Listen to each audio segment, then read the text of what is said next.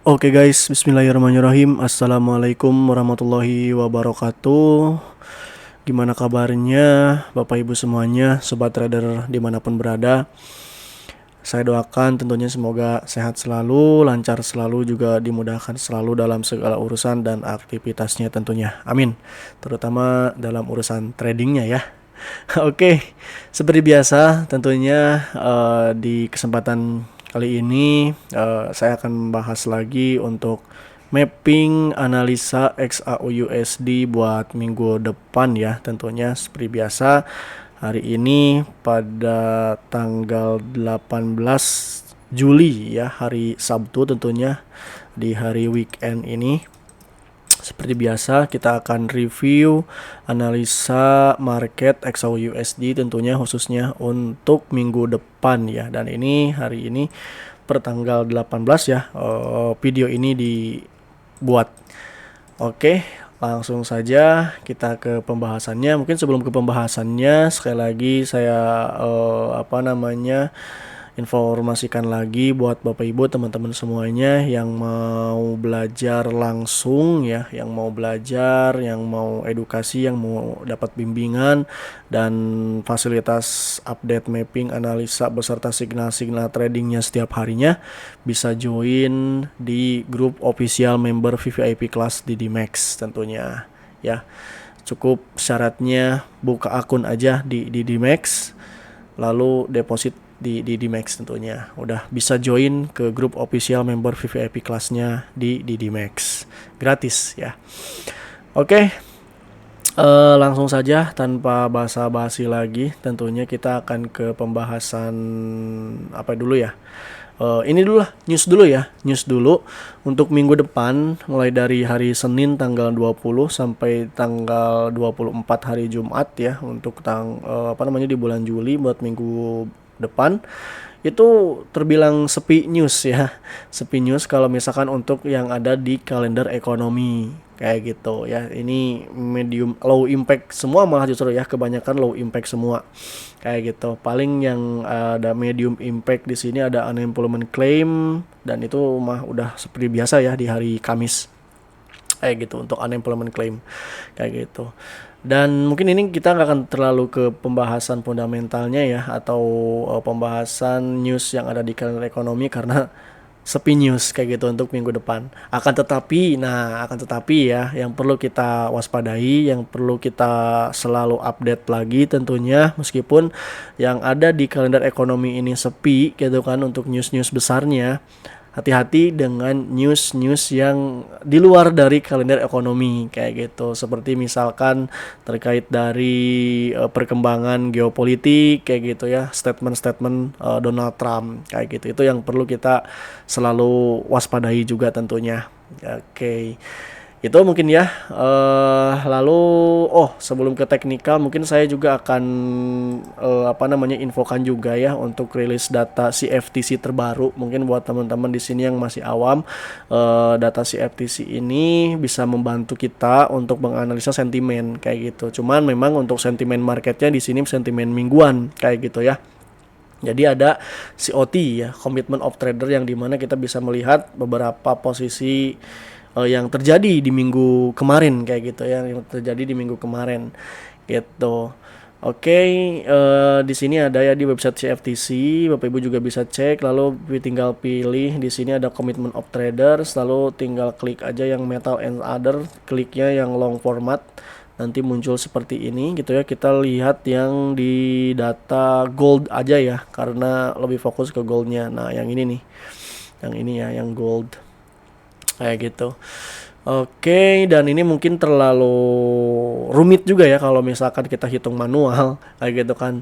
Karena sekarang udah ada zamannya AI, berarti kita udah tinggal bantu aja pakai AI kayak gitu. Dan udah saya rangkum juga ya untuk analisa sentimennya buat minggu depan kayak gitu, berdasarkan dari data COT report terbaru ya. Untuk minggu depan sentimennya kita langsung aja ke kesimpulannya ya. Nah, di sini nih kayak gitu ya. Untuk ke kesimpulannya, untuk untuk sentimen buat minggu depan berdasarkan data COT terbaru, institusi managed money atau hedge fund kembali menunjukkan penguatan sentimen bullish. Nah, ini mengejutkan saya juga ya.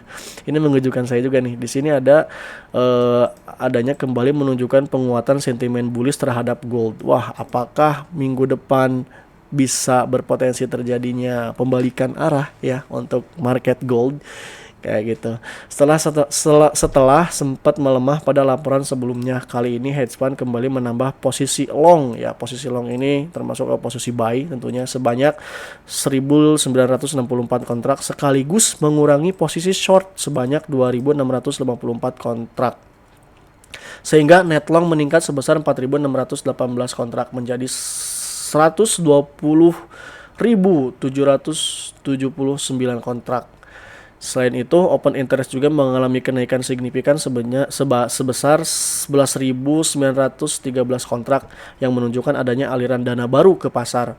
Kombinasi kenaikan open interest dan peningkatan net long ini mengindikasikan bahwa minat beli dari pelaku pasar institusi kembali menguat dan mendukung potensi kelanjutan tren naik pada harga emas. Wah, ini cukup mengejutkan ya. Nanti kita gabungkan juga dengan teknikalnya kayak gitu, oke?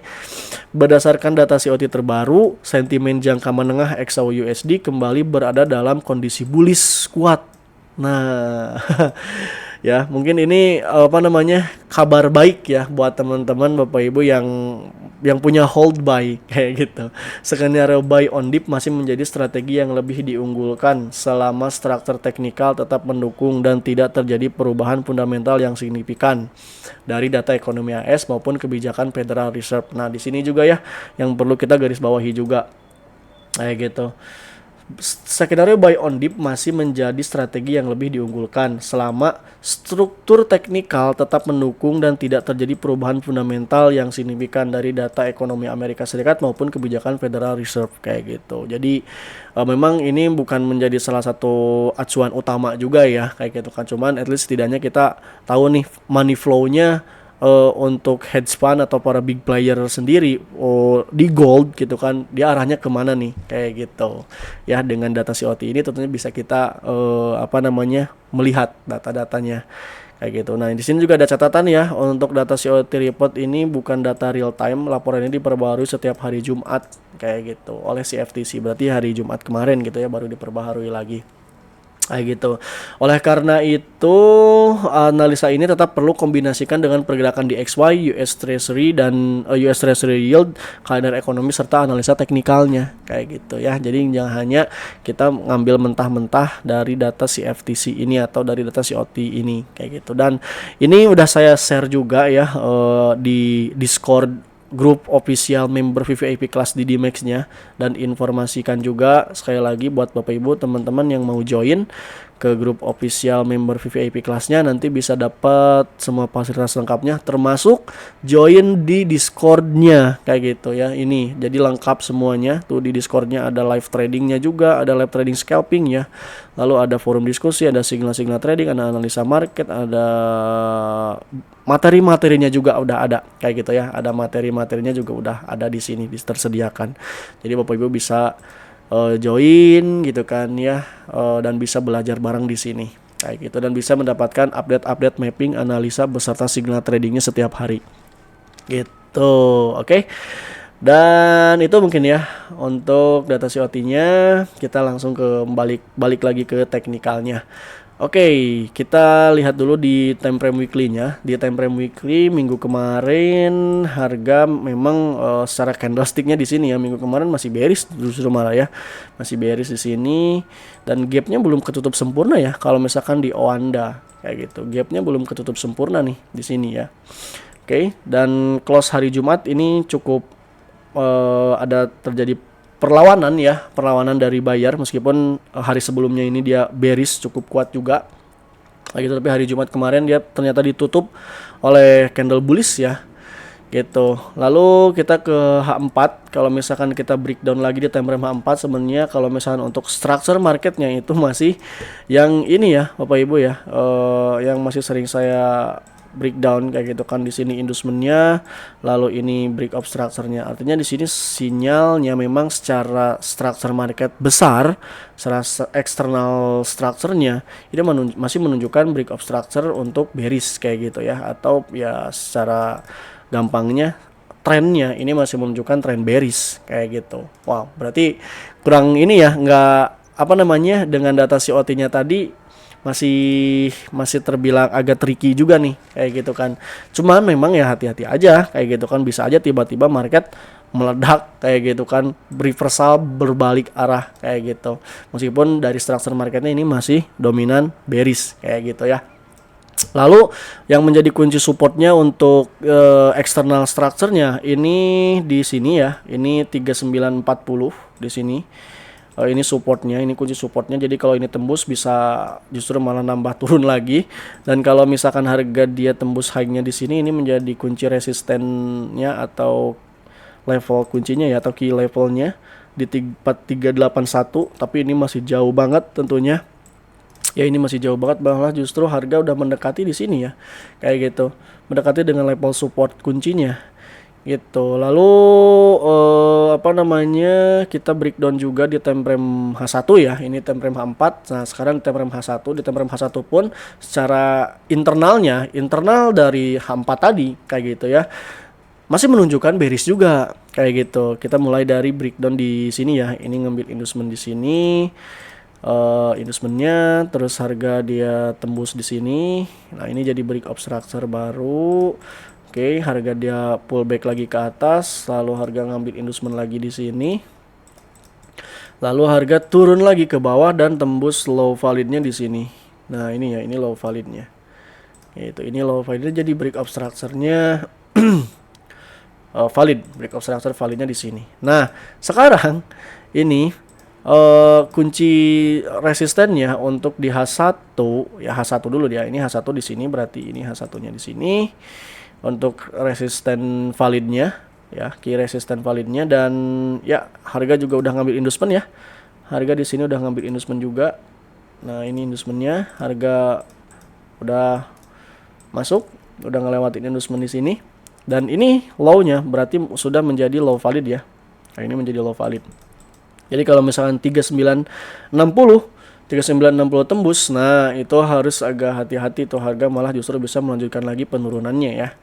Kayak gitu. Lalu kalau misalnya untuk dari segi pullbacknya sendiri, apakah ini bisa langsung turun atau seperti apa? Coba kita tarik Fibonacci-nya dari low validnya di sini, high validnya di sini ya. Ini menjadi high validnya. Tarik lah sebentar. Jadi high validnya di sini. Lah. Ya, internet Bapak Ibu. Sorry. Internetnya sebentar. Kita reload dulu ya.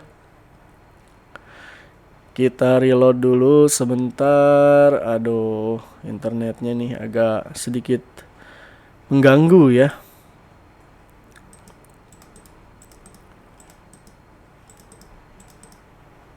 Nah, oke, internetnya sudah mulai kembali lagi.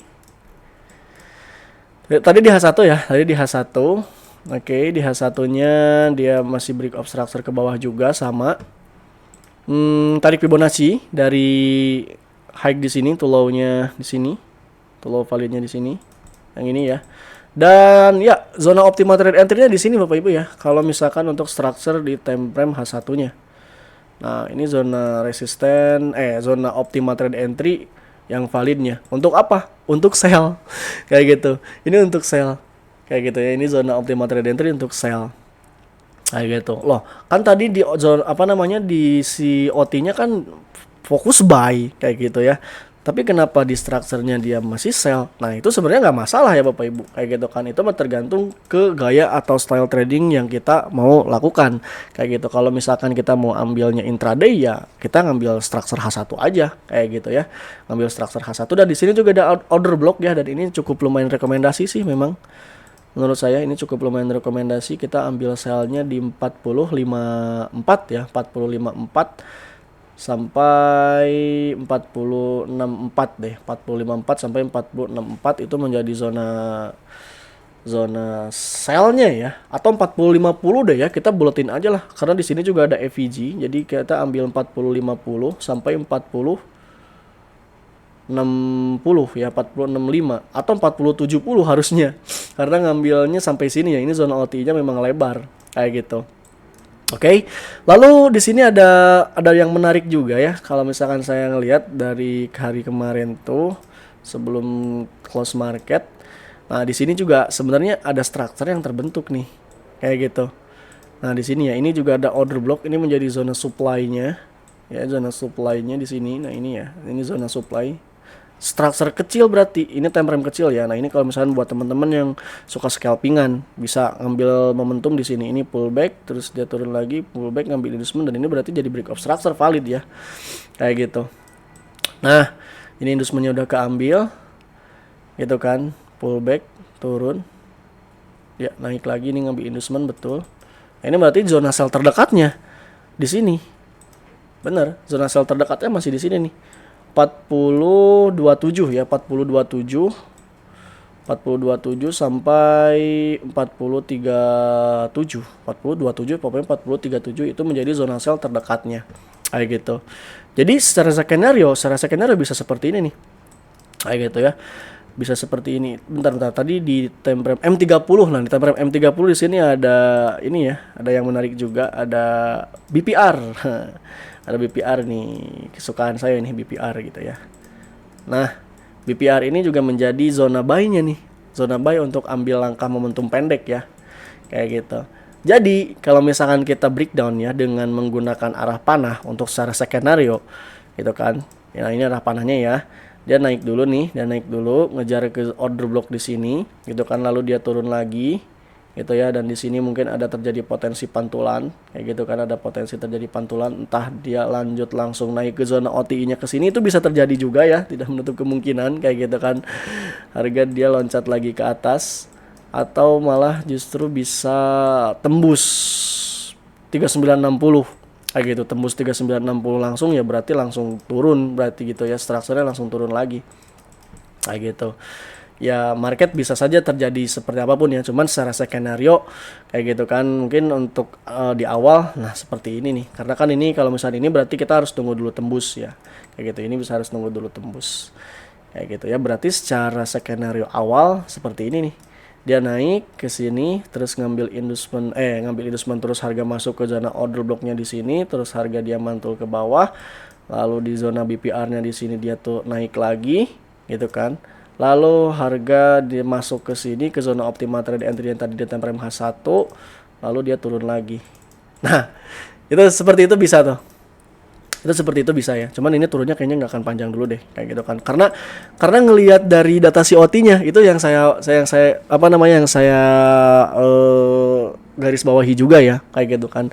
Dari data COT-nya saya curiga kayak gitu. Dari data COT-nya sellernya sudah mulai melemah kayak gitu kan, dan buyer sudah ada lagi yang masuk kayak gitu ya, udah ada tambah buyer lagi yang masuk di data COT-nya tadi kayak gitu. Cuman tetap apakah bisa nanti harga jebol ke 3960 sampai 3940-an, itu bisa saja terjadi ya, tetap ya.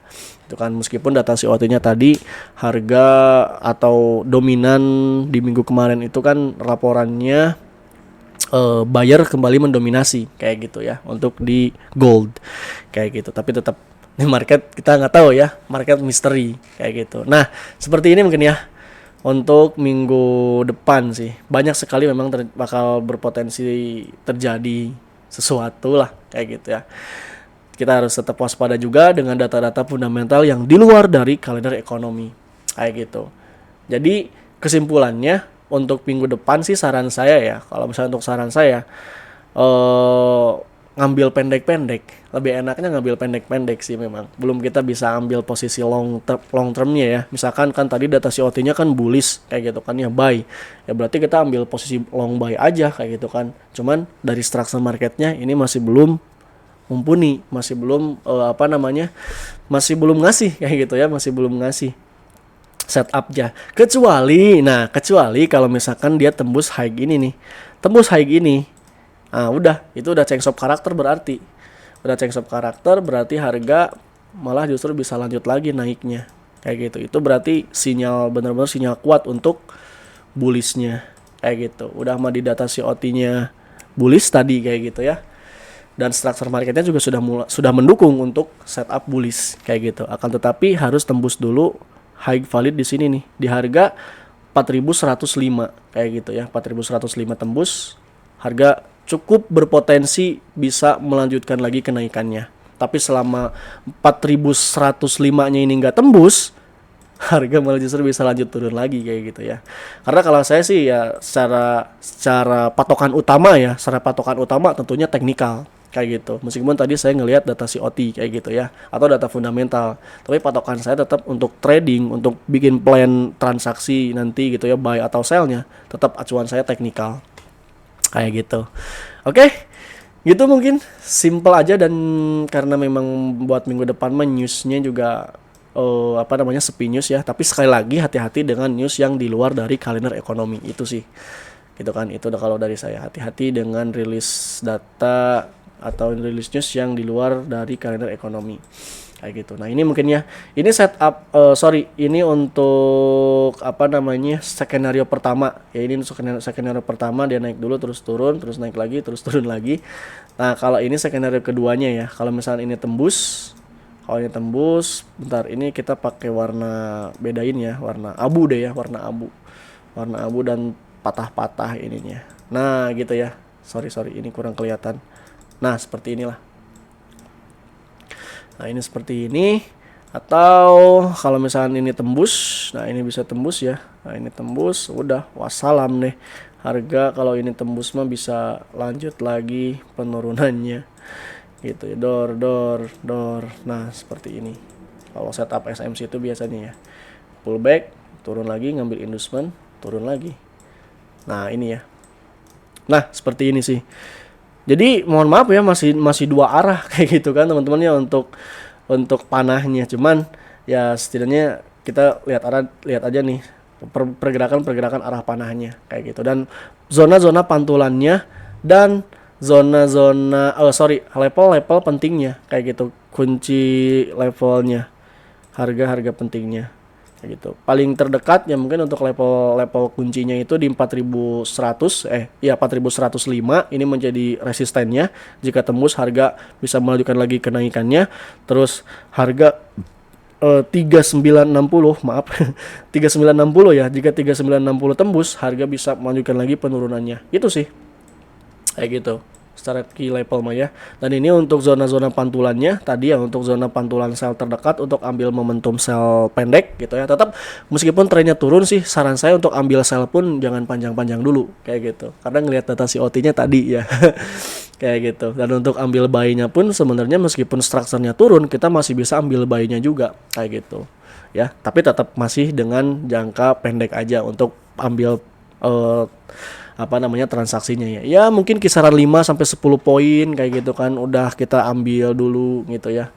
Atau sampai 200 pip lah gitu kan, atau 20 poinan masih cukup oke lah ya. Kayak gitu.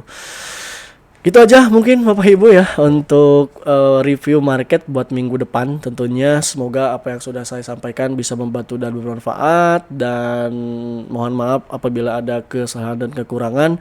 Di sini saya bukan untuk ajang hebat-hebatan. Di sini juga saya bukan untuk ajang menggurui Bapak Ibu ya, tapi di sini saya hanya berbagi ilmu, pengalaman dan perspektif analisa saya pribadi tentunya. Gitu. Dan disclaimer, analisa bersifat prediktif, tidak sepenuhnya 100% selalu akurat kayak gitu. Jadi trade at your own risk. Oke? Sekali lagi buat Bapak Ibu yang mau join ke grup official member VIP kelasnya untuk bisa dapetin semua fasilitas lengkapnya, mulai dari edukasi, bimbingan, update mapping, analisa fundamental teknikal beserta signal tradingnya, bisa langsung chat Japri aja ke nomor WhatsApp ini ya yang ada di sini. Tuh, ada di running text di bawah atau di deskripsi video ini. Oke, nanti saya cantumin nomor WhatsApp saya. Bapak Ibu bisa japri aja ke nomor WhatsApp saya untuk informasi lebih lanjut lagi terkait dari edukasi di DDMax-nya tentunya. Oke, sekali lagi terima kasih banyak. Wassalamualaikum warahmatullahi wabarakatuh. Bye bye.